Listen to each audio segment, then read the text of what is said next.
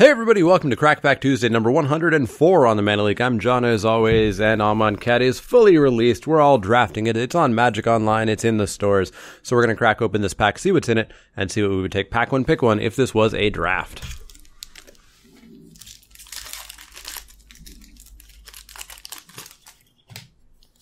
Up first is Brute Strength. Brute Strength is 1 and a red for an instant at common. Target creature gets +3/+1 and gains trample until end of turn. Nope, not a first pick. It's a fine combat trick if you're in red, but you are never first picking that card. Cartouche of Solidarity is a single white mana for an enchantment or a cartouche at common enchant creature you control. When Cartouche of Solidarity enters the battlefield, create a 1/1 white warrior creature token with vigilance. Enchanted creature gets +1/+1 and has first strike. It's fine. Like all the cartouches that aren't red, it's fine. It's probably my least favorite of the 4 good ones. But yeah, it's still playable, but nowhere near a first pick. Cartouche of Knowledge is also nowhere near a first pick and is probably my second favorite cartouche. 1 and a blue for an enchantment or a cartouche. At common, when Cartouche of Knowledge enters the battlefield, draw a card. Awesome. Flat it replaces itself with a card. Not just a 1/1, but a card. Enchanted creature has +1/+1 and has flying. Flying's a big game. This set has low numbers of evasive creatures, so turning any creature into an evasive one is real good. Nowhere near a first pick. Nimble Blade Kenra is 1 and a red for a creature Jackal Warrior at common. It's a 1/3, it has prowess, and that's about it. This is the Vampire Sanguinary Mage from Innistrad, which is playable, but nowhere near a first pick. Way closer to like a late mid-pack pick. So out of the frame. Blighted Bat is 2 and a black for a creature zombie bat. It's a 2/1 flyer. Pay a single generic mana. Blighted Bat gains haste until end of turn. Also fine in a black deck. Also nowhere near a first pick. So that's 5 cards down. Haze of Pollen is 1 and a green for an instant at common. Prevent all combat damage that would be dealt this turn. Cycling for 3 generic mana. Super far from a first pick. In fact, it should be last pick. Trespasser's Curse, 1 and a black for an enchantment or a curse at common. Enchant player. Whenever a creature enters the battlefield under enchanted player's control, that player loses 1 life and you gain 1 life. This card is not good. I've seen so many people try to argue that it's super good. If you don't draw and play this on turn 2, it's awful.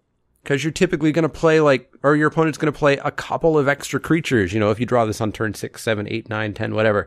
If you play it on turn 2, your opponent's going to play a 2-drop creature and they're going to attack you. And they're going to be able to attack through this. And it's just not going to get you there. Don't play this card. Certainly don't first pick it. Compulsory Rest. Hey, we got something first pickable here. 1 and a white for an enchantment or a common. Enchanted creature can't attack or block. It's passivism. The enchanted creature's controller can pay 2 generic mana, however, to sacrifice the creature and gain 2 life. Yes, this is a pacifism that can be removed by sacrificing the creature, so the creature is removed. For 2 life? Yeah, I'll pay that. Yes, this is, not pacifism. I don't care. It's still really, really good. If I play this on a 6-drop and my opponent has to sack their 6-drop to turn this into 2 life, this did its job. This is real good. I would consider first picking it. Winds of Rebuke is up next. 1 and a blue for an instant. Return target non-land permanent to its owner's hand. Each player puts the top 2 cards of his or her library into his or her graveyard. I love 2-mana bounce spells. I love 1-mana instant speed bounce spells more. Come back on summon, please. But Winds of Rebuke is pretty darn good. It's never a first pick, but I'd probably always play every copy that I have. Final reward is our final common, and another potential first pick. 4 and a black for an instant, exile target creature. Complete unconditional removal for 5 mana at instant speed. Yes, please. Our first uncommon is Nest of Scarabs. Nest of Scarabs is 2 and a black for an enchantment uncommon. Whenever you put 1 or more -1/-1 counters on a creature, create that many 1/1 black insect creature tokens. So if you put 2 down, you get 2 1/1s. 3 down, you get 3 1/1s. It's fine. It's a cool little build around. I don't know if it's amazing enough to first pick it and build around it.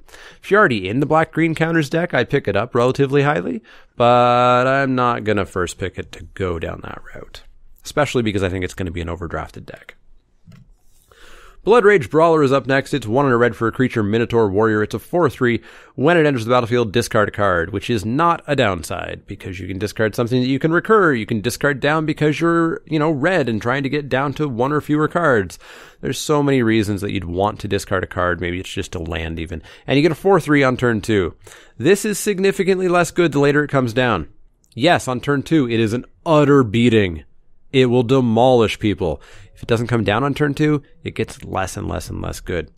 I would normally keep it in the frame, but against Final Reward and Compulsory Rest, it's not going to win, so out it goes.